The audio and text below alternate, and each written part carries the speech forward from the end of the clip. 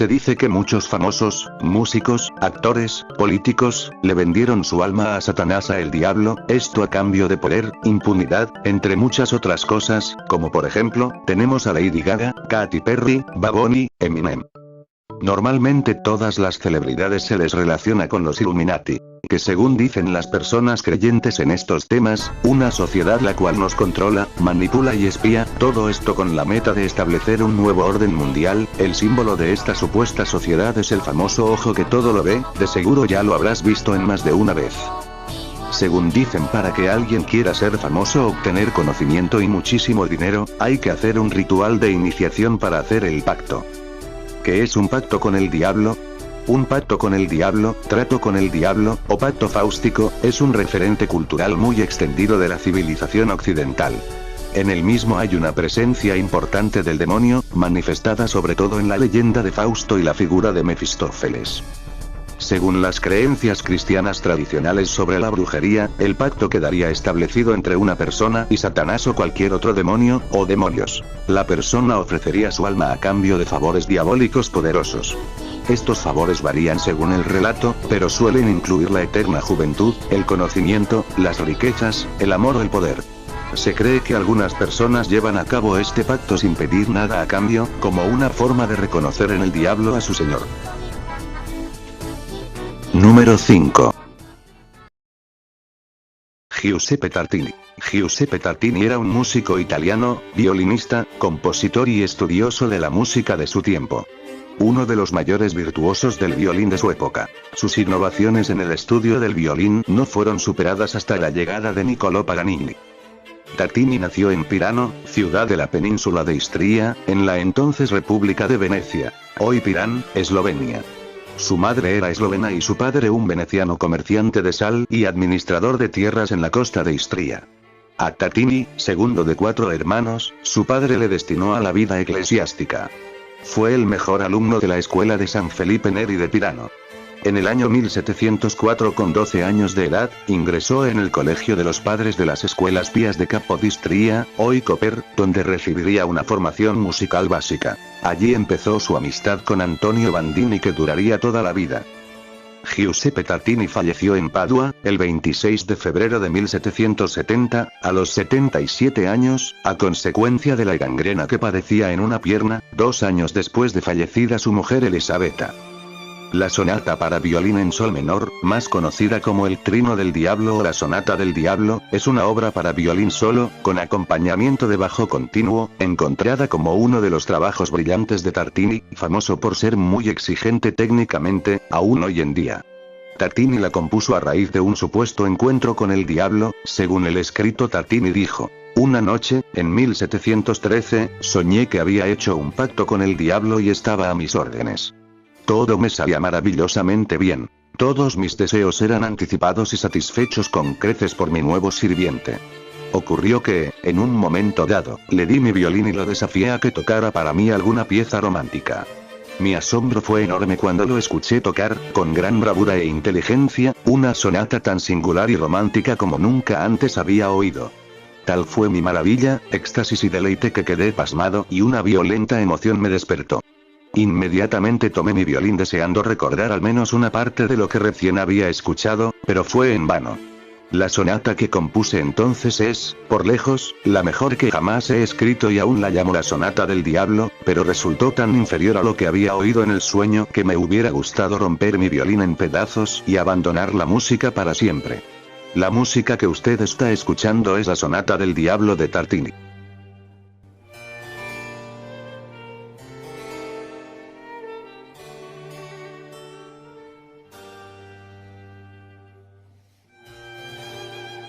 Número 4. Edward Alexander Crowley, mejor conocido como Aleister Crowley. Quien tenía la reputación de ser el hombre más torcido que jamás ha existido, ha sido quizás el ocultista más célebre de la historia. Lo extraño es que no es una persona de la antigüedad, es una persona que nació en el año 1875 y murió apenas en el año 1947 a los 72 años. Es proveniente de una familia rica. Aleister quedó huérfano de niño y fue criado por 2 tías ultraconservadoras y católicas. Esto derivó a una crianza muy estricta. Desde niño fue tenido como un demonio, escribía poesía erótica, era increíblemente morboso. Formó parte de varias sectas y cultos dedicados al esoterismo, alcanzó un gran rango en todas y cada una de estas. Él era respetado y temido, Crowley se hizo famoso mundialmente como un hechicero temible, dedicó su vida a hacer todo lo que Jesucristo aborrece, magia negra, drogas y un montón de cosas más. Se ofreció al comunismo ruso para destruir al cristianismo, escribió varios libros esotéricos, tuvo una hija con una mujer a las cuales abandonó de la manera más certera, se le citado diciendo que el sacrificio humano es maravilloso para los rituales, en una ocasión dijo lo siguiente: un niño es inocencia pura. Es la víctima más apropiada para un ritual. Como esta persona reconoció haber hecho atrocidades, que en aquella época era muy perseguida más que los soles de hoy, como vivió rodeado de lujos siendo protegido por figuras de la época, muchos lo atribuyen a un pacto con el diablo, a cambio de dar enseñanzas a donde quiera que fuese. Número 3.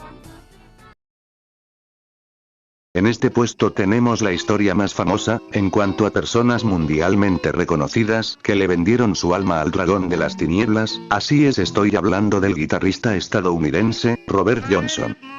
Robert Johnson nació el día 8 de mayo de 1911 en Mississippi, Estados Unidos.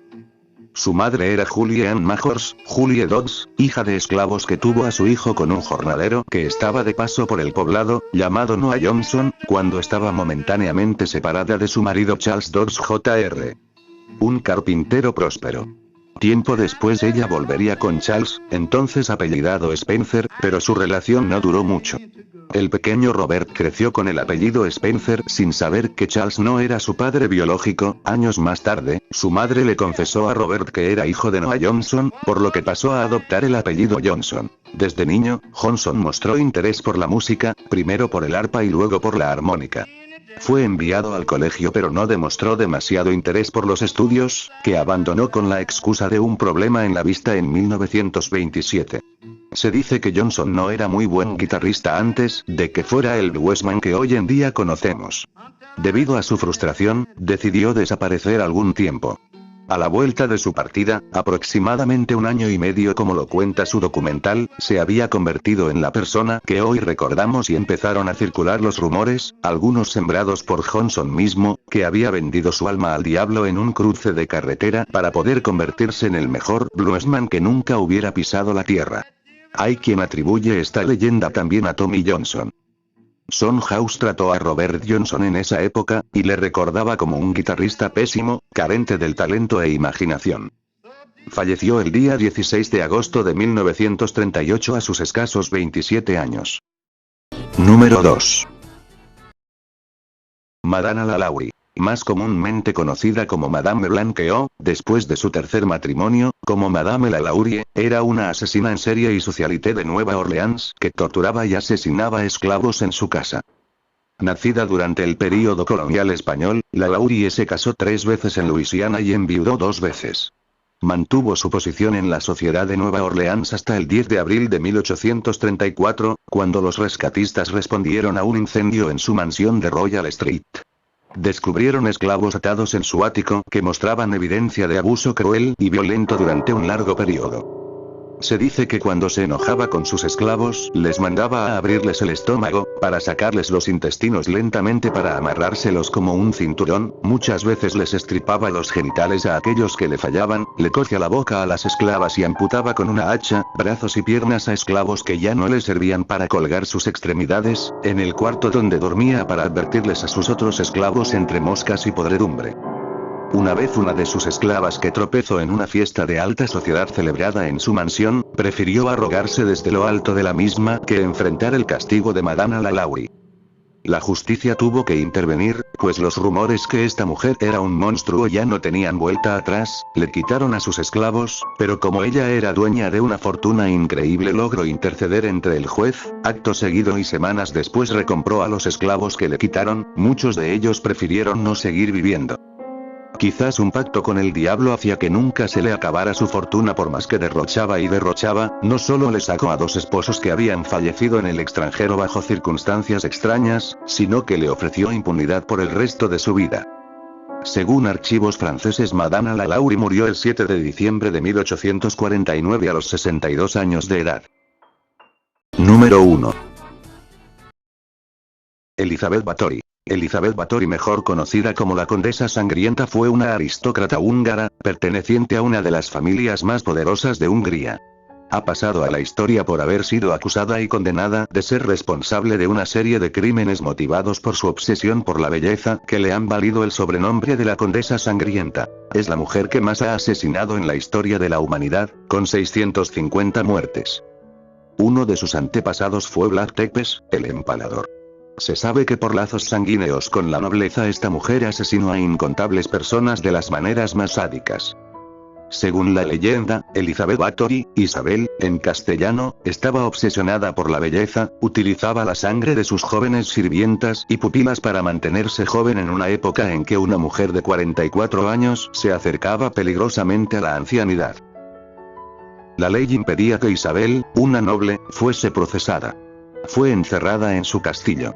Tras introducirla en sus aposentos, los albañiles sellaron puertas y ventanas, dejando tan solo un pequeño orificio para pasar la comida.